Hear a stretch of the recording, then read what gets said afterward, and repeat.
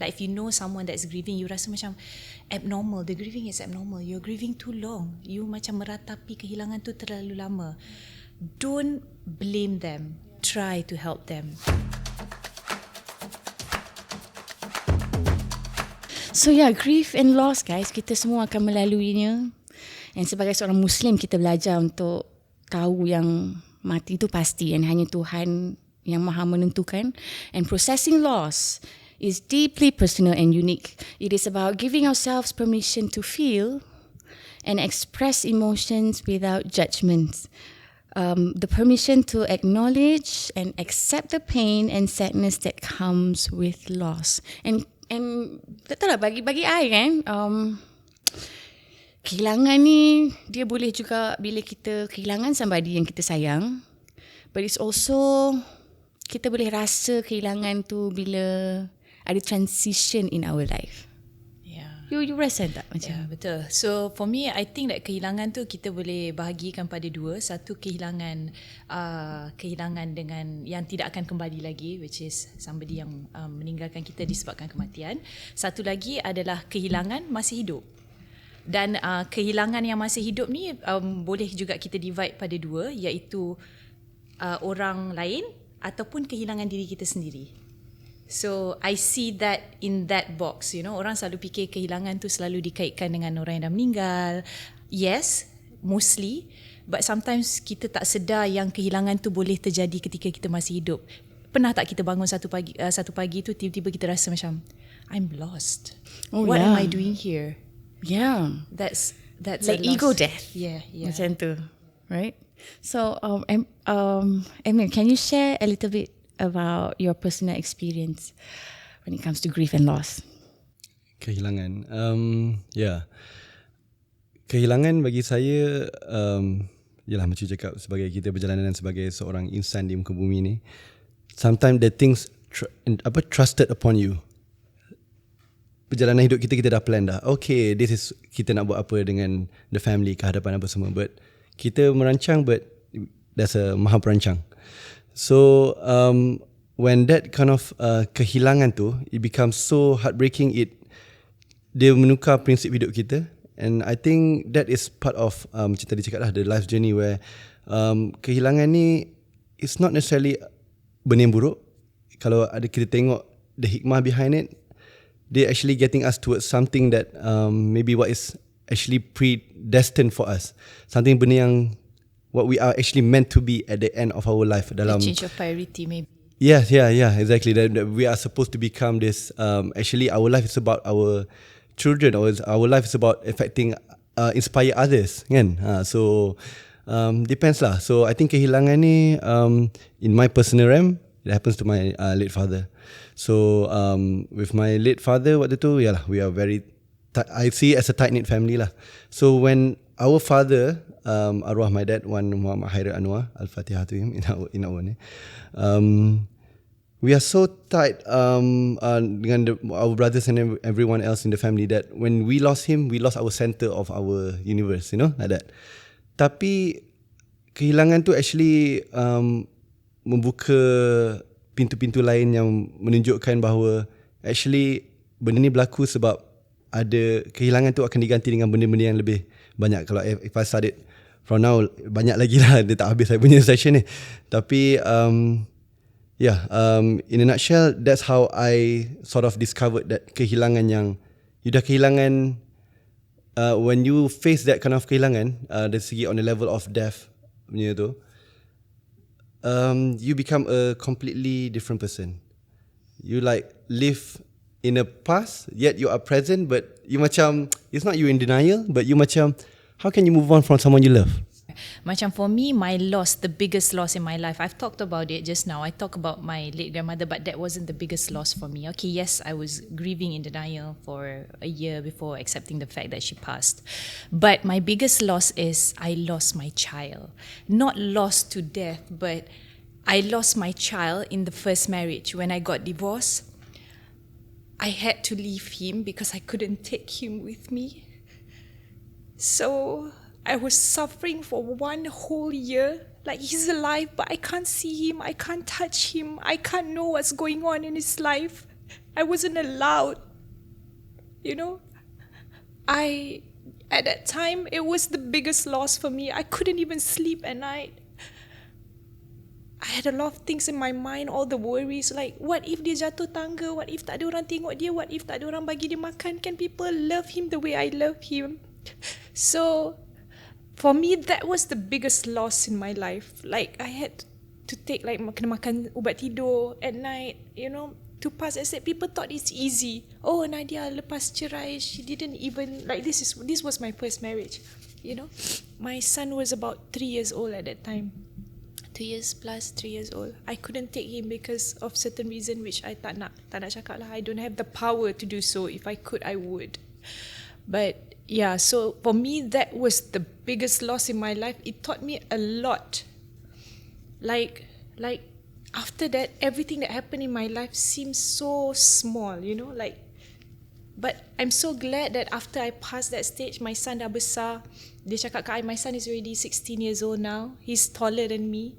He said that, I know why you did it. I didn't blame you. If I were you in that spot, I would do the same thing. I'm fine. I grew up to live a good life. I'm a good person, Mommy. You've done everything that you could. So You are so strong for going through this. yeah, so I mean, I've never talked about this. Like I talk to my friends, but I've never open up to. Tak pernah I rasa macam I nak cerita kat orang benda ni. But yeah, I always show, because my principle in life is I always wanted to show the positive side of life. I want people to always feel positive and look at benda yang jadi dalam hidup kita. There's always a positive side to it. So it's like macam satu biji telur macam ni, I bagi nampak sebelah yang elok je. Sebelah yang tak elok, I tak bagi nampak. It's because I want people to learn from the positive side. How are the faces like when we are grieving? And I'm sure audience and our viewers tu pun rasa benda sama. Just so that we feel validated when it comes to going through loss in our life. Macam mana? Apabila saya merasai kehilangan tu, ni cakap tu, I think macam my fellow panelist tadi cakap, kehilangan manusia yang hidup dengan yang ni dia different. Dia kadang you cannot they are painful in their own ways. But kalau painful dengan the death, macam you cakap your experience with your grandmother kan, you feel like dia tu masih hidup. So waktu I faced the kehilangan of my father waktu tu, dengan he was accident dalam helikopter juga waktu tu. So it was like I was away in UK and I had to come back apa semua. And you have this macam-macam scenario that did he jump from the helicopter ke apa semua, because just to share, I think I never shared to anyone juga in this is the first time, like his body was alhamdulillah penuh lah.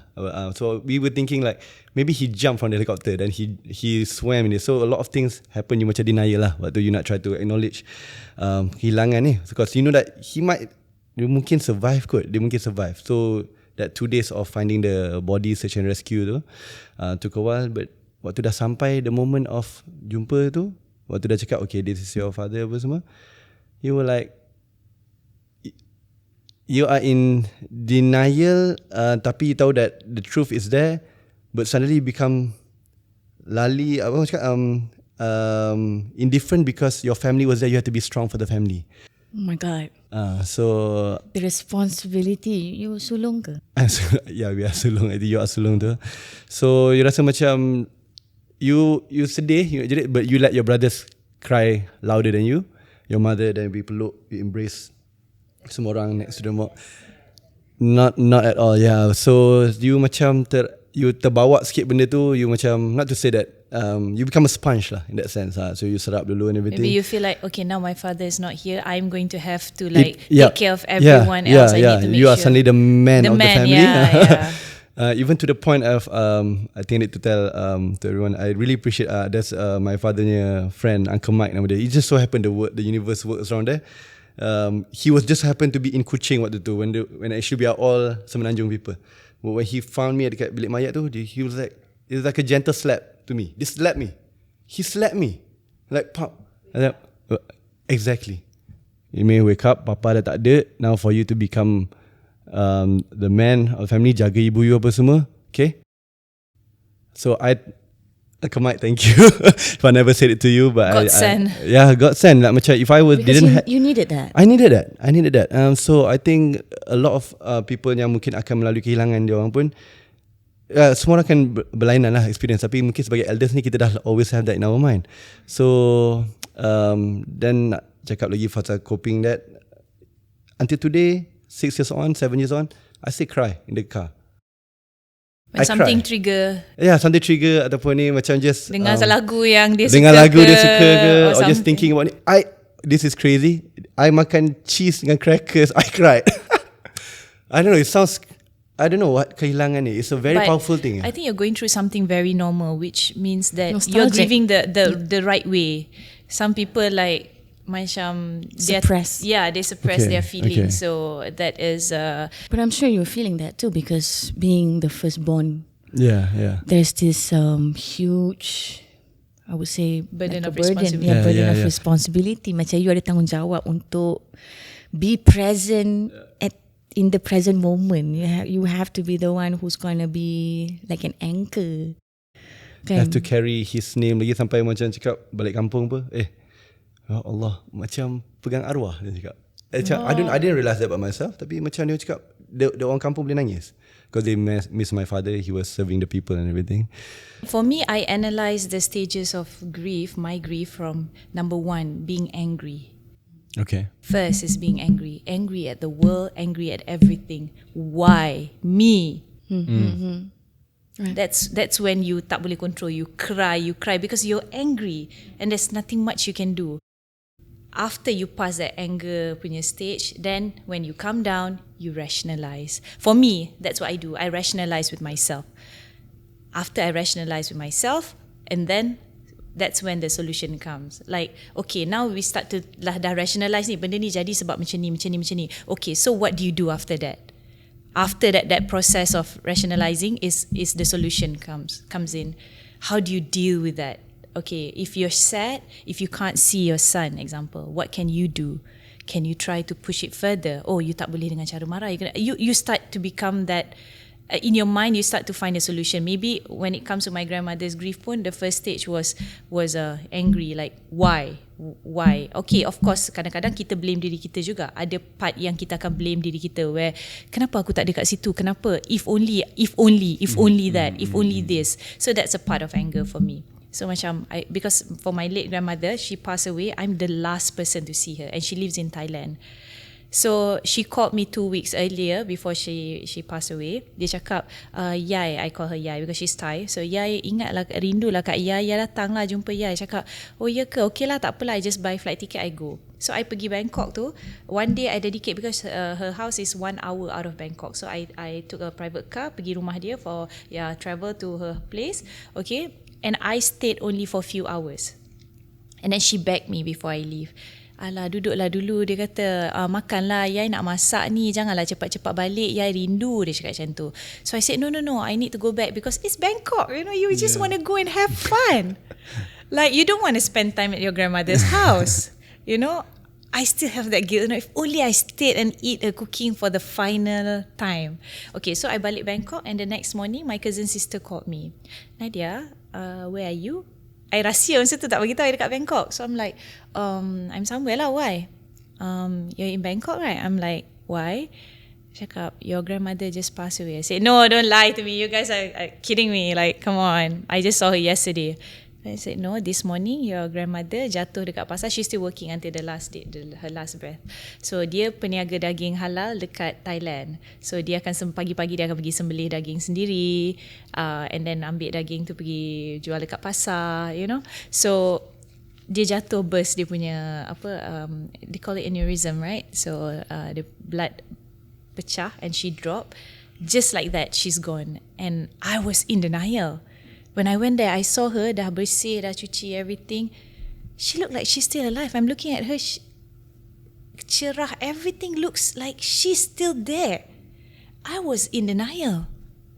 My mom came after that. My mom flew in and my mom was like, why are you here, blah, blah, blah. You're supposed to be in school, in uni. Why are you here, blah, blah. But you're the last person to see her, everything.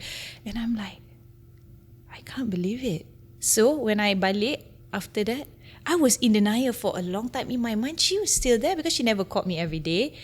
Even when she's alive, we only see each other like special time, hari raya, and when she just datang melawat anak cucu. So like I was like angry at myself, but then after the anger dah subside, I told myself, no lah, dia ada lagi tu. And during the anger time, I marah. She didn't even come to see me in my dreams. Even macam tu marah. Benda macam tu pun you boleh marah. Why she didn't come and see me in my dream? She's supposed to come and visit me. I'm her favourite cucu. I was angry even at that. You can imagine that, right? You can imagine that kind of anger, like ridiculous punya type of anger. But once you pass that anger, you're like, okay, what can I do for her? What is going to benefit her in her afterlife? Doa kita, everything that we do, you know? You came to the acceptance stage. And then you start looking back at the good memories that you have with them. Like thinking of her when she kopek petai, you were saying, like for them cooking food for you, how does it taste like, trying to remember how it tastes like, carrying her legacy, cooking things that only she can do, you know, like maybe your father used to have this tradition during Hari Raya, so you try to keep that tradition alive. Yes. Betul tak? Be that celebrating dia punya life lah. Yeah, so celebrating the life, something that reminds you of him, right? Betul. Yeah, let's discuss the ritual, the traditions, or activities that have helped you honor the memory of your loved one. My father, he is. It depends on orang apa cakap, tubuh badan orang tu lain lah kan. Dia punya how the way we remember them. In my father punya context, dia ni seorang, nak cakap pemalu bukan, dia pendiam sikit. So tak banyak cakap, but he's a very physical person. So dia macam tak cakap tapi he will hug you very strongly. Without saying anything. So benda macam tu you sort of terbawa pada diri you because you rasa macam that's the true quality of love. Well, you and that before, right? We Gemini, we're not physical, right? We are vocal, right? We're not physical, right? Yeah, true. But he taught me, him being he's a Capricorn. Tapi you macam banyak benda-benda kebaikan tu you terbawa dengan diri lah. So that's one way of coping for me lah. Macam benda-benda yang baik macam you cakap tu, you always want to ingatkan the memory of the orang yang you sayang ni dengan mengingatkan benda-benda baik tu. That's the way you celebrate their orang punya life instead of like being saddened by their passing. At the same time, it will help you juga coping for your mental health semua kan. Kalau you always think about the sad things and everything pun, you pun tak terbuat lah 7 years on kalau I nak fikir pasal tu. I actually have satu kisah contoh lah. It's within my own family as well. So I have a very close cousin. I don't know if you know Arwah Adam Didam. He's a cook, very famous social media cook. So he passed away at a very young age. The family members, dia punya sister duduk dekat UK. Nama dia Fatimah. If people remember, once she won the Meletup punya award because of the uncle always recorded her video. And then when the uncle tiba-tiba pass, everybody punya stage of grieving is different tau. Ada orang within 1 tahun dah boleh live a normal life. But as a child, she was truly affected by it. And she didn't even talk to anyone. Tak boleh bercakap langsung dengan orang. Dia terus macam shut down. It's uncle tau, bukan father. But she treated her uncle like arwah macam the real father. So she didn't even want to talk to anyone. She didn't allow any stranger to her life because she feel that okay, the stranger would come in and then would leave her. So but everyone is saying that okay, after a few years, everybody said you should have done the process of grieving. Why are you still grieving? Why are you still talking about the person?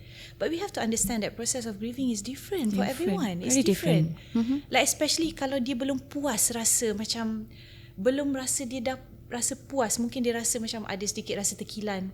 Adik dia ataupun the uncle tak pernah go through, belum kahwin, belum pernah ada anak, dia rasa macam terkilan. Why this person yang baik, yang done everything for the family, kena pergi dulu.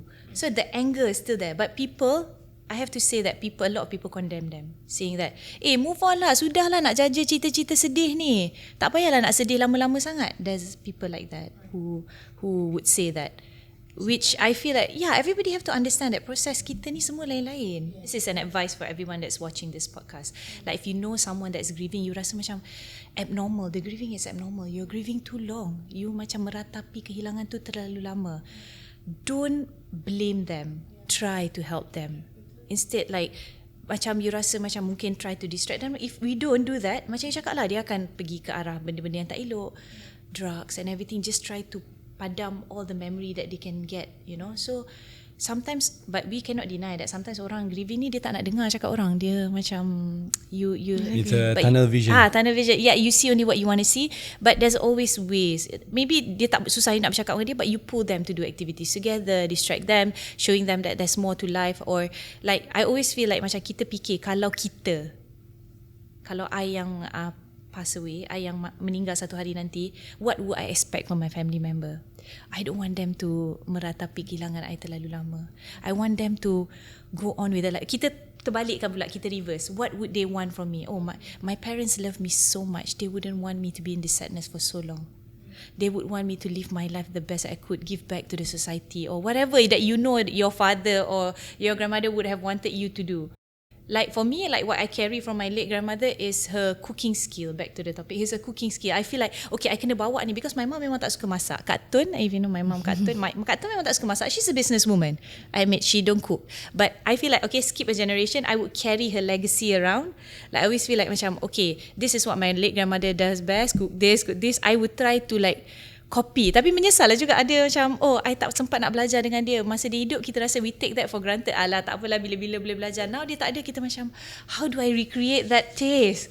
But you work hard, like trying to look at the positive thing lah, betul tak? For me, like the loss of my child, I just sometimes look at him and I just cry. Because, oh my God, you're this big and I miss a lot in your life. Like, you know that, like, am I very useless? Like, you just like have that, you know, the luka. It's like, apa yang I should have done differently? Like, I ask myself that question, and you have that regret, obviously, but again, because like it's different because he's still there to tell you it's okay, mommy. But you know, in your situation, nobody's gonna say that, you know, to you back.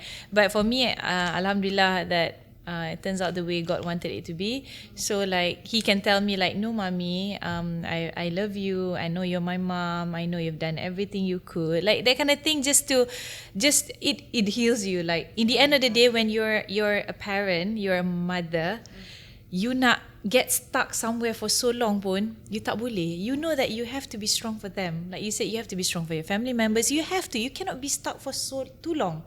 It's interesting when you say healing, because I do find another thing that I find really heals me, that is journaling. Have you guys ever done journaling? I'm not a writing person, I'm a speaking person. I talk. But I think ada similarities kita tadi waktu you cakap pasal you punya postings kan. I do my journaling inside my social media. Right. I think my right. my brother semua kacau, ibu, Imi punya posting ni will take a few days. Because the caption will like be like panjang and all that lah. Yeah, I think I got that from my mom lah. Kadang-kadang dia tak directly tau, dia tak nampak directly, but if you actually read it, you can see that there's something actually I'm putting there intentionally just so that I consider that journaling. Like when I feel like expressing something, when you write down on your book or on, you know, when you label whatever that you're feeling and you label it with words, that really helps. I do believe that writing is very important because you arrange your thoughts. Because if you tak tulis, dia jumbled up. I'm not just talking about grieving process, expressing or whatever, but in your daily life. If I have like banyak sangat benda going in my mind, like I feel like, oh, what should I do first? I feel the anxiety starting to creep on. Like if you have anxiety issues and whatnot, I recommend that you write down what you want to do, what you need to do, how you are feeling. So when you look at it, it's there, you can see. Dia tak ada macam jumble up, especially people like me. Like I say, I have a lot of things in my mind. I have hard time sleeping, so this will actually help clear my mind. So Gemini, okay. Yeah. So like I always need to arrange my thoughts in, and I punya notes dekat phone tu, kadang-kadang ada je benda mengarut yang I tulis. I pun tak tahu kenapa I tulis, but I just put it down just so that, okay, it's out there. So you remember like what you're thinking at this point of life, how you are feeling now. So when you look back, this is actually how I'm feeling at that point. Yeah. So can we share any valuable lessons that we have gained for this journey? Okay, for me, is the most important thing is we know how we cope with problems. We should be able at this age, at least after the age of 20, you should be able to know yourself well enough to know how you cope with problems. You know, so every time things happen in your life, you should be able to use the same concept to solve the issues. Like doesn't matter when it comes to loss or when it comes to problems at work. So you should be able, sebab kalau you tak betul-betul tahu diri you, you have problems with anxiety, you have problems with depression, you have problems with everybody around you. Mental health issues. Yeah, mental health issues. So for me, it's very important for you to know that, to know yourself. Kita selalu fikir, we always focus on trying to get to know other people. You know, we always pay attention. I tahu detail dia ni macam ni, dia ni macam tu. But pernah tak kita tengok diri kita and tanya diri kita how we are like when we are faced with problems. And I believe that Tuhan takkan bagi ujian dan cabaran kalau Tuhan tak rasa kita mampu untuk hadapi semua ni. So I always feel like there's always like, sebenarnya macam you cakap lah, the solution is in front of your eyes. Macam yang boleh take you out from that sorrow, whether you take that opportunity or not. So Allah only tests his strongest soldiers, right? So I always believe that. So deep down inside, find that strength to move out of that black hole. So Emir? Yeah. I think it's about macam cakap the coping mechanism ni penting lah. Okay, macam I personally on my ni, I have this macam mantra hidup I called arah mana syurga. It's even a hashtag in my journal kat bawah so that I can always relate it back and I can also share it to other people. I'm actually, I read that a lot. You saw that? nanti kita letaklah hashtag itu, kita cari. Please, come into this. Arah mana syurga. Arah mana syurga, because that's also the tagline of the Umrah Travel Agency lah, the journey arah mana syurga. That's the name of the company. So the reason why that for me, because according what I remember lagi, waktu my father passed away, dia mati dalam keadaan accident dengan mati dalam air. So orang alim ulama cakap waktu, insyaAllah dia seorang yang syahid. So when he's syahid institution, how do I get to you that? How do I nak sampai level you? I'm still living my life. I'm still like, macam cakap at this age, after 20, kalau kita dah pass that apa semua, we will face this life events. So for me, arah mana syurga is my coping mechanism. And why it's not arah ke syurga, for me it's not because there's no right or wrong completely, because Allah will give you your life like this, your journey like this, your life journey like that. It's completely different. When I heard your story, macam mana you cope, I rasa, Allah, can I be strong in your position? Adakah I akan kuat? Sebenarnya I tengah you punya story, you sangat kuat. I dengar you punya story, you terlalu kuat, kan? Macam that sense. So macam your journey ke syurga is different. Your syurga is different. So that's why arah syurga tu for me is like, I want to get closer to you, Dad. I want to get closer to you, Papa. So how do I get there? I try to take one day at a time and try to do what's being said by our Prophet Sallallahu Alaihi Wasallam, and how to be a better person as we go through the end of our life. Because I've been through 2 divorces, right? The first one, I keep it to myself. It's different. The second one, the second loss, I still keep it to myself, but I open more on my feelings. Not the situation, but feelings. When I talk about opening up, doesn't mean kita kena cerita semua cerita buah kain kita. No. It's just opening about how you're feeling at that moment, and don't be embarrassed about it. Like, today I'm feeling really lonely, or today I'm feeling really down. I'm just telling you guys know that I'm just wanting you guys to know that I could need all the support that I can get. Even though not knowing the details, people will actually give you all the positive words that you feel like macam orang rasa macam tak penting pun. But when we look at it, we feel like, ada juga orang sayang kat aku. Yeah, so like, so when you're on stage, like sometimes performing, I'm going through something, but I know I have expectation from all of you. I try to give my best, but please excuse me if I'm like blah blah blah. So people would be that you be surprised you receive lagi kuat orang akan tepuk you. Because kita human, kita manusia, kita ada hati dan perasaan, and kita are connected that way. Daripada Steve and cuba fake it nampak macam patung on stage, exactly. Like. What would you like people to know or understand about grief that is often misunderstood or overlooked? Okay, I think kalau I punya perspektif, I think you guys pun mungkin sama dengan I. You can never really move on in that sense. Tak ada perkataan move on, Yeah. So it is. You are scarred for life. What do you call it? Scarred for life. You have this wound that will remind you of something that you cherish or something that you don't want to go there because it hurts you, ataupun not hurts in that, it depends on the experience lah kan, macam you ada trauma of the relationship ke or apa ni. But I think dari segi grief ni, orang tanggap macam cakap tadi lah, orang siapa dia adik tadi tu boleh move on after that 2 years. Yeah. People are different. Macam sometimes kita, it's not wrong to not got stuck. It's just that how can you move on from something that you like or you love, kan? And that becomes your source of strength. And of course sometimes you cry apa semua, bukan tanda you lemah, bukan. It's actually as time passes by, you just know how to deal with it, kan? So orang yang kat luar kalau macam ada tanggapan macam alah ni boleh move on ataupun apa semua, tak, waktu you dah melalui perasaan tu apa semua, you will feel that grief ni is very different for a lot of people. Kalau macam cakap, you tak tahu apa cerita belakang orang tu kan, apa dia punya history, relationship, my father dia apa macam ni, relationship your father macam ni apa semua. So we all have our own different unique, but at the end of the day, this grief ni, anggap benda ni actually kehilangan ni can, if you look at it in different, the other side, dark of the moon, it's actually a positive thing. It becomes of who you are. Macam you cakap tadi, your life suddenly becomes, try to about your children and everything, how they move forward, everything. You want to, your life is about them having a good future compared to yours, for example, kan, and all that. So yeah. For me, what people misunderstood about grieving ataupun kehilangan adalah, grieving is a sign of weakness. It's not a sign of weakness.